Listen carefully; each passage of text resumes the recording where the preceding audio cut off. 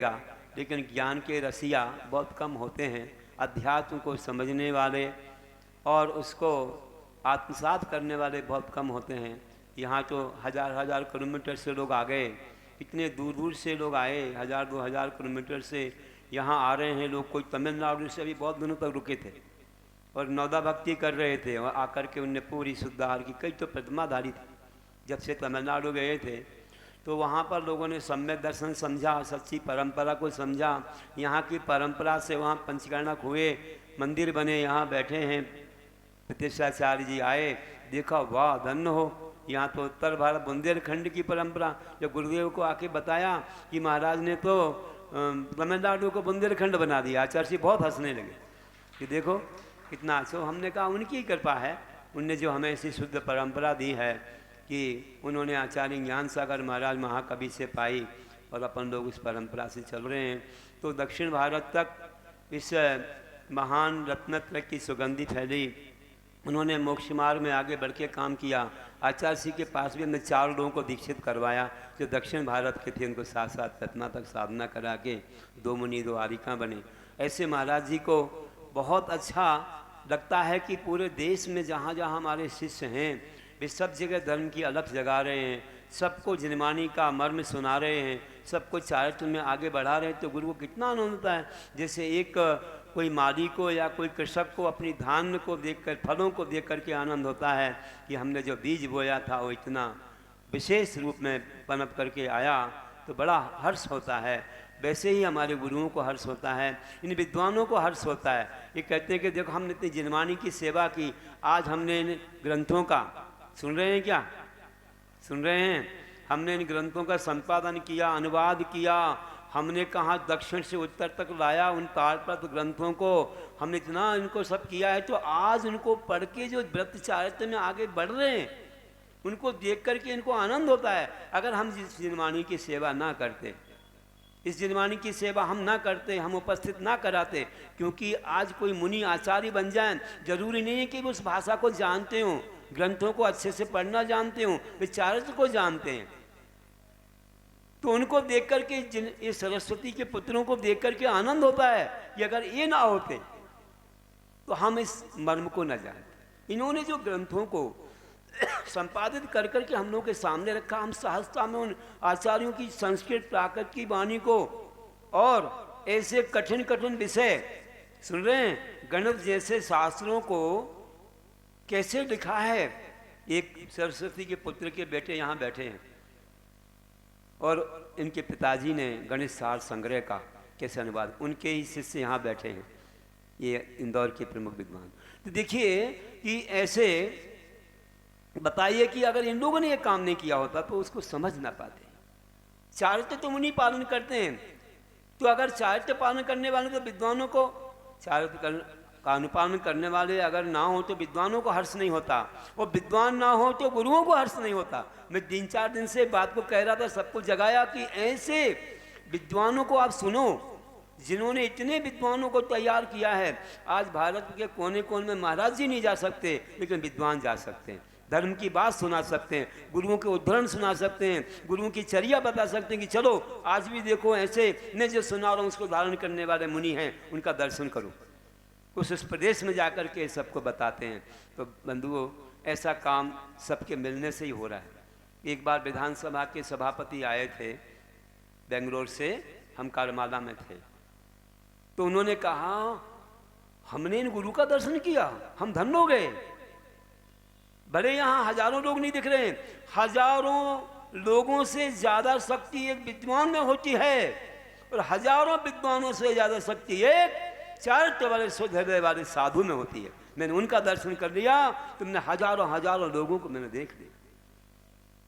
तो देखिए आप कितनी महिमा है। ज्ञान और चारित्र की बड़ी जोड़ी है। बिना दर्शन के या बिना आंखों के नहीं चल सकते, बिना बुद्धि के नहीं चल सकते, बिना पैरों के भी नहीं चल सकते। एक का भी अभाव होगा तो मोक्ष मार्ग नहीं बनने वाला है। इसलिए बंधु हमें सबकी आवश्यकता है। जब बेनाडा जी ने कहा कि हमें 5 विद्यार्थी चाहिए, कहाँ से, साउथ तमिलनाडु से, हम तमिलनाडु में थे।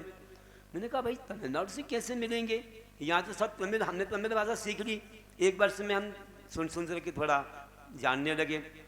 समझने लगे। दूसरी बस जलेबी जैसी बना करके हम लिखने लगे, फिर हम कविता लिखने लगे, तो कुछ ग्रंथों का अनुवाद किया। वहाँ के लोग छोड़ ही नहीं रहे थे। वहाँ के IPS हैं, उनके पिताजी जो DGP थे वहाँ, उनके पिताजी साथ रहे, महाराज जाना नहीं, आपको जाना नहीं। और पांडिचेरी, सैलम, मद्रास के लोग भी बहुत जो हिंदी जानते थे हमको लेके गए थे। महाराज जी आप रहना, कोई कमी नहीं आएगी, जो कार्यक्रम कहोगे आप, कोई कमी नहीं होने देंगे, आप कहिए बस। बिल्कुल ऐसे आ जाते थे, बिल्कुल तिजोरी खोल देते थे, अच्छे अच्छे कार्यक्रम हुए, कोई कमी नहीं हो। 7 मंदिर बने 7 वर्ष में, 7 मंदिर। यहाँ भी उत्तर भारत वालों का भी सहयोग लगा, आगरा वाले, किशनगढ़ वालों का भी। वहाँ इतने अच्छे प्रोग्राम हुए, सब आके देखा कि कैसा हो गया।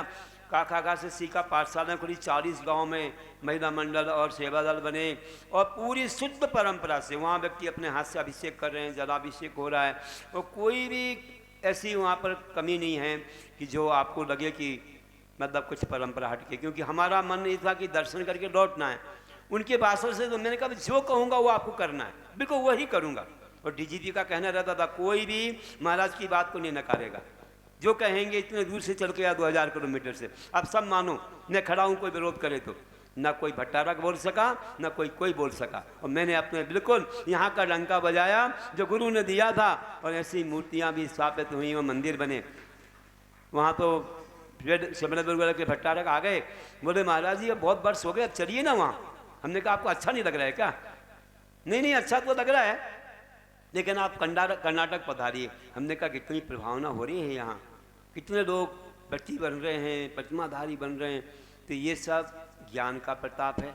हमारे आचार्य विद्यासागर जी महाराज जी, गुरु महाराज ने जो हमको ब्रह्मचारी, क्षुल्लक, एलक, मणि सब कुछ बनाया।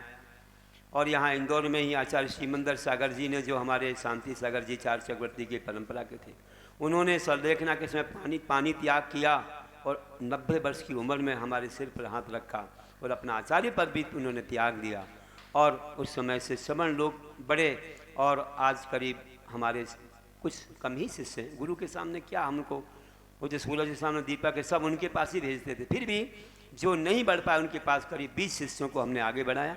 आज कर्नाटक, महाराष्ट्र, यहाँ MP और भी जगह सब लोग प्रभावना कर रहे हैं, और बहुत अच्छे से अपनी गुरुवाणी सुना रहे हैं। तो उनका जो ज्ञान था, ज्ञान सागर जी महाराज की परंपरा से आया उन तक, और उन्होंने हम लोगों तक दिया। हमारे संघ में एक अच्छी कवि परंपरा है। देखो आप जैसे पिता होते वैसे बेटे होते हैं। हमारे गुरु महाराज जब मूक माटी लिखते थे सन 84 में, रोज़ ताज़ा हम लोग को सुनाते थे शाम को भैयावर्ती के समय। कोई भी कहीं से पत्र आते थे ना, वो बाजी में लिखने लग जाते थे, है ना, और फिर फेयर करते थे, हम लोगों को सुनाते थे। हमें ताज़ा अनुभव मिला। फिर थोबुन जी में एक बार और उन्होंने सुनाया, आदिनाथ भगवान मंदिर के बाजू में बैठ करके ज्ञानपीठ वालों को, तब हमने पूरा सुना। हम तो उनके साथ ही रात दिन रहते थे, जंगल भी जाएं, रात भी सोएं, तीनों सामायिक उनके साथ, और मौन रहते थे। हम तो वर्ष मौन रहे संघ में। तो ऐसे फिर जब दीक्षा हुई थी तो माहौर जयंती से माहौर जयंती तक हमारा मौन था, किसी से नहीं। गुरु से बोलेंगे, भगवान से, और किसी से नहीं बोलेंगे। मुक्तागिरी चातुर्मास में मौन था। फिर तीसरी बार हमको मुकमाटी सुनने को मिली, कहाँ? सोनागिरी में। महाराज के बाजू में हम बैठे थे, थोड़ा भीड़ भाड़ हो रही थी, तो महाराज जी उठ के हमारे पास आ गए। मैंने कहा अरे आचार्य जी क्यों आ गए? खड़े हुए, आइए महाराज जी, आइए महाराज। अरे थोड़ा वो मुकमाटी लेके आओ ना, देखो ये ज्ञानपीठ से आए, इनको सुनाना है। अब अंतिम प्रूफ था उनका, कुछ शंकाएं थी उनकी। महाराज ने उस कमरे में बैठकर, जहाँ हमने कहा हम तो कहीं जाएंगे नहीं, क्योंकि अब महाराज यहीं पर आ गए हमारे पास। तो सुबह शाम वहीं आते, एकांत रहता, तो बस मैं भी उनके साथ बैठ जाता। और मैंने 3 दिन तक लगातार मुकमाटी पूरी तीसरी बार उनसे सुनी। एक बार लिखते समय सुनाते थे, फिर थोबन जी में सुनाई, फिर सोनागिरी में।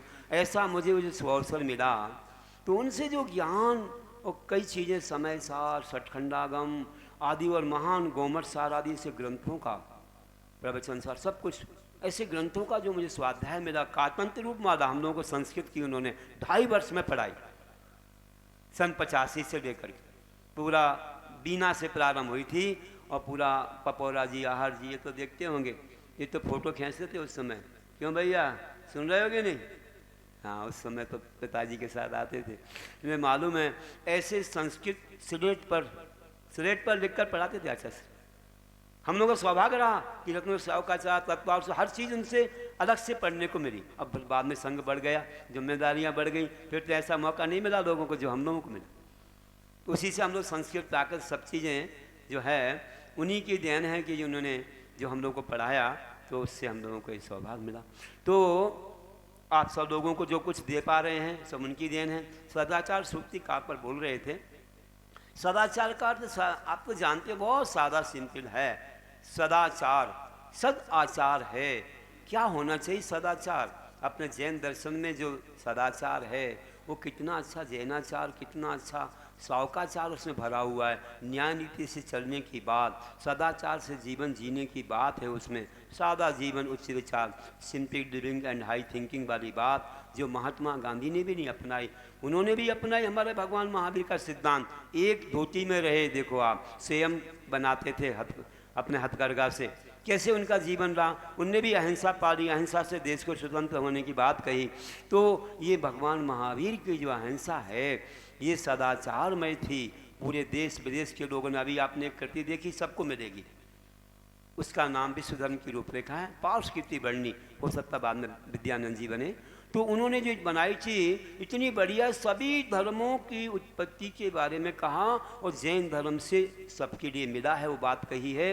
हिंदू सिंधु की भी बात कही है। ऋग्वेद यजुर्वेद आदि में कहाँ कहाँ क्या वर्णन, बड़े scholar, vice chancellor Radha Krishnan जैसे और राष्ट्रपति और ऐसे जॉर्ज बर्नार्ड शॉ और भी इतने सैकड़ों रेफरेंस हैं उसमें।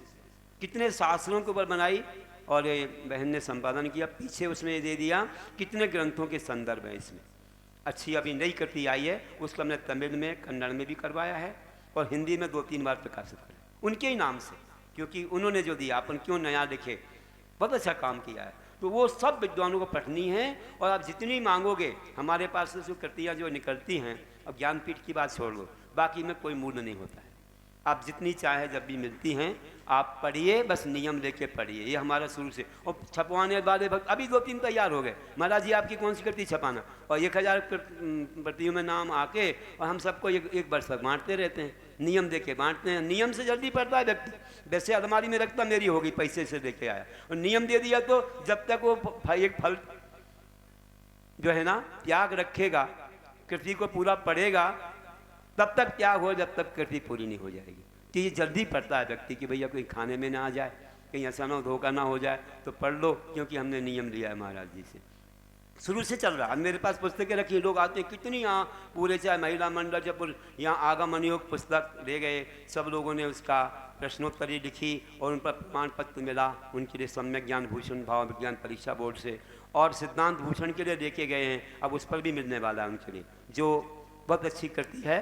प्रथमान योग कर्णान योग पहले भाग में और दूसरे में चरणान योग द्रव्यान योग है। तो अच्छे से वो उसमें कर रहे हैं लोग, तो बहुत अच्छा काम कर रहे हैं। और स्वाध्याय का जो चल रहा है ये सब बहुत अच्छी देन है। सदाचार का जीवन में आचार हो। और सूक्ति क्या वाक्य बोलते हैं, सूक्ति सुंदर युक्ति है, सूक्ति और क्या है, सुंदर युक्ति को सूक्ति को आप संधि करो, सूक्ति हो जाएगा सुषु रूपेण युक्तियाँ जिसमें रहे हो, सुषु रूपेण युक्तियाँ विद्यते, तो वो सूक्ति हो जाएगी।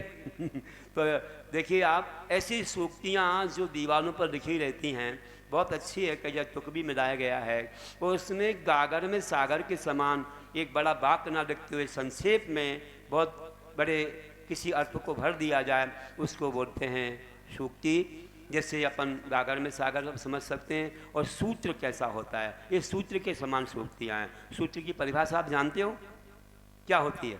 हमारे आगम में लिखा है सिद्धांत शास्त्रों में कि अनंत अट्ठ गभ्यच्छेदादि सिद्धो, बोलिए ना पीछे, अनंत अट्ठ गभ्यच्छेदादि सिद्धो।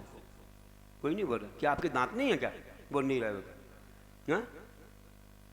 अब हम धीरे धीरे बोल रहा अनंत अट्ठ गभ्यच्छेदादो सिद्धो। देखो प्राकृत के भी बैठे हैं यहाँ पर, है ना, विद्वान आ गए हैं, पहुँच गए बेबी, पहले सत्र में उपस्थित हो गए हैं, चलो कोई बात नहीं। तो बड़े दूर दूर से आए हैं सब लोग, सांगानेर से, प्राकृत में, फिर यहाँ पढ़ाने वाले भी बैठे, उनके गुरुजी और पहले आ गए, भोपाल में भी आए थे। तो देखिए आप, अब वहाँ के अधिष्ठाता भी बने, वे भी आए। हाँ, बहुत अच्छे सब लोग आते जा रहे हैं विद्वान। तो देखिए क्या अर्थ होता है, अनंत। अनंत अर्थ मतलब अर्थ, गब्बिठ दादो, गर्भ में स्थित है जिसके, सूत्र उसका नाम सूत्र है। अनंत अर्थ जिसके घर में भरा है वो सूत्र होता है। गागर में सागर है, तो सूक्तियाँ भी वैसी होती हैं, इनमें अनंत अर्थ भरा रहता है। एक ओम में जब द्वादशांग भरा है तो एक सूक्ति में क्यों नहीं भर सकता है, बहुत अर्थ भरा रहता है, उसको निकालने वाला चाहिए। एक उदाहरण दूँ कि एक व्यक्ति से कहा भैया 2 पैसे में एक हॉल को भर दो, 2 पैसे में। पागल हो गया, कचरा भी नहीं आएगा, 2 पैसे में भर दो, क्या कहते हो? दूसरा व्यक्ति बोला दाओ मैं भरता हूं, 1 पैसे में भरूंगा, 1 मैं अपने पास रख दूंगा। बहुत अच्छी बात है, कितनी अच्छी बात कह रहे, बहुत ध्यान देने योग्य बात है, सब विद्वानों का काम की बात है। हाँ ठीक है, 2 पैसा दे दिए। उसने क्या किया, 1 पैसे में जाके अगरबत्ती खरीदी, तो 1 पैसा जेब में रख लिया, लाया, हॉल को बंद किया, अगरबत्ती जला दी, लगा दी। थोड़ी देर में देखो तो जहां जाओ वहीं महक, जहां जाओ वहीं महक, पूरा हॉल भर गया, सुगंधी से भर गया। देखो 1 पैसे में। आप देखो एक परमाणु में कैसे शक्ति है, एक छोटे प्रदेश में अनंत परमाणुओं को और स्कंदों को कैसे अवगाहन की शक्ति के बारे में उदाहरण देते हैं। ऐसा उदाहरण कि एक अगरबत्ती में कितने परमाणु हैं जो इतने पूरे हॉल को भर देते हैं। ये अवगाहन शक्ति के लिए बहुत अच्छा उदाहरण है। तो ध्यान रखना कि एक सूत्र में ऐसी ही सुगंधी पूरे द्वादशांग की एक ओम में भरी रहती है। तो बंधुओं, ये गागर में सागर है हमारी जिनवाणी। मैंने प्रयास किया है कि छोटा सा काव्य बनाया। जब पहला लॉकडाउन आया था, तालवेहट में थे, तो खबर आई किसी की कि महाराज जी कुछ छोटी छोटी हमको सूक्तियाँ बना दें। तो मैंने बनाई तो 35 बन गई एक दिन में, दूसरे दिन और बनाई, ऐसी करीब 600 से ऊपर सूक्तियाँ बनी। और लॉकडाउन में रोज सुनाता चला गया। शाम को कुछ ही लोग आ पाते थे उस समय, तो सुनाते थे और वह तैयार हो गया। फिर ललितपुर में चातुर्मास हुआ तो प्रकाशन हो गया। तो मैंने कहा कितना अच्छा हुआ, कहाँ से आया दिमाग में, सब गुरुओं की बातें जितना हमने सुना बचपन से सब सूक्ति में ढलता चला गया। एक से मुहावरे कहावतें सब डल गई। और मैंने कहा गजब हो गया, ये कहाँ से किसके पुण्य से आया, दिमाग में समझ में नहीं आया। कभी कभी क्या होता है, जैसे विद्वान बैठे हैं, ये नहीं सोच के आते कि मुझे क्या बोलना है, ये खड़े हुए और सामने वाले के पुण्य से ऐसी वर्गनाएं निकलती हैं अपन समझ ही नहीं पाते। वैसी ऐसी लेखनी चलती है, क्या बताऊं। ऐसे ही अभी एक आए हैं अपने, बताएंगे आपको, योगी आए हैं योगाचार्य। उन्होंने अपनी सम्यक ध्यान शतक जब दिखाई किसी लोगों को, ब्राह्मण लोगों को अन्य संप्रदाय में, और उन्होंने कहा इतनी कीमती चीज़ है, तुमको पूरा योग भरा है। तो उन्होंने कुछ अच्छा काम किया उसके बारे में, बोला इसको तो हम बहुत अच्छा काम करेंगे। और अपना जो तीर्थोदय काव्य है उसमें जो मुरजबंद बने हैं, मुरजबंद ऐसे ढोलक की रस्सी के समान, आप पहला अक्षर दूसरे नीचे लाइन का दूसरा, ऐसे ऐसे आप पढ़ सकते हो। वह जो विधा है वो हमारी नहीं है, आचार्य संबंधबद्ध आचार्य ने कहते सबसे पहले लिखी स्तुति विद्या में। फिर आचार्य ज्ञान सागर जी महाराज जी ने, महाकवि ने वीरोदय काव्य में, फिर वही हमारे और भी संघ के महाराज गुरु महाराज ने भी और उसका प्रयोग किया। लेकिन मैंने थोड़ा हिंदी में सीखने के लिए किया था। वो बनकर के ऐसे तैयार हुए, 34 बने। और उनको जब लोगों ने देखा, बोले तो मणि के समान है, तो उनको लोगों ने भेज दिया सब जगह। आज वो चर्चित हो गए, तो वो भी हुआ। एक और बनाया, सुन रहे हो, एक अंतादि शतक बनाई, तमिलनाडु में सुना था, तिरुनुट्टू अंतादि। हमने काफ़ी शास्त्रों पर संगुरु से कराई। तिरुनुट्टू अंतादि, तिरुनुट्टू अर्थात तिरु मतलब श्री, नुट्टू मतलब 100, और अंतादि ये है अंत आदि। जैसे कोई एक पद का अंत होता है जो शब्द, वो अगले पद का प्रथम होता है। तो वहाँ का विषय तो मुझे ध्यान नहीं रहा, मैं यहाँ आया तो मैंने कहा मैं भी एक करती लिखूँ। तो मैंने एक श्री अंतादि शतक बनाई। तो उसमें जो पहले पद का अंत होता है वो अगले पद का शुरू होता है, वो मैंने बना के, वो अनेकांत आ गया उसमें। अब वो भी सब जगह प्रचार में आ गई, बहुत दिन से पढ़ा रहा हूँ मैं, तो बढ़िया हुआ, लोगों ने बड़ा पसंद किया। तो ऐसे कुछ कृतियाँ बनी हैं। एक और बना अध्यात्म संयोदय, उसमें 100 से ऊपर हैं दोहा। पूरे समय सार की 2-4 गाथाओं पर एक दोहा बनाया। जब हम पढ़ा रहे थे लखनादौन में तो रोज़ हम 4-6 गाथाएँ पढ़ाते और 2 दोहे बनाते, उसमें सार भर देते। उसमें हर एक दोहे में कोशिश की समय शब्द लाने की, वो आ गया। हर दोहे में समय शब्द, एक ही जगह सम शब्द आया है, बाकी हर दोहे में समय शब्द आया। उसको बड़ा प्रयास करके बनाया तो बन गया अच्छे दोहे में 13-11 मात्रा वाला, तो बहुत अच्छे से बना। ऐसी कुछ चीज़ें उपलब्धि में आई। मैं नहीं समझता था कि मुझे ये योग्यता है, लेकिन सब गुरुदेव का वरदान है जो उन्होंने हम लोगों को संस्कृत, प्राकृत, हिंदी सब कुछ दिया। तो वही आज विद्वानों के लिए हर्ष का कारण होगा। हम इसलिए नहीं, उनसे बड़ी लेखनी तो हमारे पास नहीं है। ये तो वर्षों से क्या लिख रहे हैं, इतना संस्कृत प्राकृत, हमारे समय नहीं 3 बार सामायिक और इतने आवश्यक पालना है। इनकी बात देखनी बहुत बड़ी है, लेकिन हमारे पास जो है वो थोड़ी चारित्रिक से जुड़ी हुई है। हम थोड़ा समय बहुत कम निकाल पाते हैं, तो अगर चारित्र की थोड़ी सी सुगंधी उसके साथ मिल जाती है तो इनको इतना हर्ष होता है कि पूछो मत। आज वही चीज़ ये लोग कह रहे हैं, मैंने कुछ नहीं किया, हमारे गुरुदेव की कृपा है। आपको ऐसे समय मिले आप पढ़ें और जनता तक पहुंचाएं, क्योंकि मेरे पास वो कोई साधन नहीं है। मेरे पास ऐसे बहुत बड़े बड़े कोई साधन नहीं। यहाँ आप देखते हो बस सिंध पे अभी तो कुछ बुला दिया इनने, तो मेरे पास कोई ना बड़े टीवी ना चैनल ना कुछ नहीं है। मेरे पास तो सिंपल सादा गांव-गांव में जाके सुनाता हूँ, 14 प्रदेशों में सुनाया और सुनाता रहूँगा। समाज थोड़ी बहुत व्यवस्था कभी बना दे मेरी कोई उत्सुकता नहीं है। हमारे गुरु भी बहुत सादे सिंपल थे। समाज जो कर रहे कोई किसी को ऐसे बात नहीं कर देते। तो ऐसा ही मेरा जीवन है। बस विद्वानों से कहना कि आप इस जिनवानी को आगे बढ़ाते रहना, और मैं यही आशा रखता हूँ कि आप इसको अच्छे से पढ़ेंगे और इसके गहराइयों पर जाएंगे, अर्थ निकालेंगे, बहुत अच्छा होगा। तो ऐसे ही सूक्तियाँ हैं। और अभी बहुत अच्छे से जो है इन्होंने भी बताया कि कैसे बहुत अच्छे अहिंसा धर्म को कैसे हमें पहुंचाना है पूरे जगत में। तो विद्वान आए हैं, उन्होंने भी अहिंसा के लिए पूरे जगत में पहुंचाया। और जो जो काम किए हमारे बड़े बड़े राजा महाराजाओं ने और भी कई महान लोगों ने, उनके बारे में एक पुस्तक बनाई। मुझे बड़ी खुशी हुई। मैंने एक बार कहा था रतलाम में कि आप जो सुनाते हो उसको पुस्तक में ले आना है, सुनाना आप चले जाओगे फिर किसको मालूम पड़ेगा। उनने मेरी बात को माना और एक पुस्तक तैयार की। मुझे बहुत अच्छा लगा। सभी को मिले वो पुस्तक, ऐसी कोशिश करना है, सबको मिल जाना चाहिए। ऐसा आज का कुछ रहा है। और बाकी गोपाचर ग्वालियर का तो एक सौभाग्य मेरा रहा कि मैंने वहाँ एक कल्पद्रुम विधान कराया। कई लोग सोचते विधान की आमदनी से भैया कुछ और काम करा देंगे, लेकिन वह विधान जो हुआ था चातुर्मास वालों को थोड़ा कड़वा सा लगा, तो 2 किलोमीटर जाके किया हम लोगों ने। बहुत बड़ा पंडाल, उसमें आप प्रतिष्ठाचारी थे, बहुत बड़ा समोषण बना सीमेंट से और इतना बढ़िया हुआ, बहुत संगोष्ठियाँ सब हुई। उसकी आमदनी का पैसा एक ही काम में लगेगा कि गोपाचल पर जिन प्रतिमाओं का क्षरण हो रहा है उन 108 प्रतिमाओं का, सुन रहे पंडित जी, 108 प्रतिमाओं का जीर्णोद्धार उस कल्पद्रुम विधान की आमदनी से किया गया। बहुत आनंद हुआ। आज ये लोग याद करते हैं कि वो चीज़ कितनी अच्छी हुई है कि प्रतिमाओं का जीर्णोद्धार करना बहुत अच्छी बात। तो आप लोगों ने सब कुछ ये सहयोग किया और आगे भी अपन बढ़ते रहेंगे। अंत में 4 लाइनें कहता हूँ कि ज्ञानी लोग क्या कहते हैं, ये सब कुछ जो होता है सब प्रभु के नाम से होता है, उनके नाम की माला से होता है। कहते हैं कभी लोग कि प्रभु के नाम की माला सभी अज्ञान हरती है, कि प्रभु के नाम की माला सभी अज्ञान हरती है। मेरे वरदान वाणी का तो किस्मत काम करती है, मेरे वरदान वाणी का तो किस्मत काम करती है।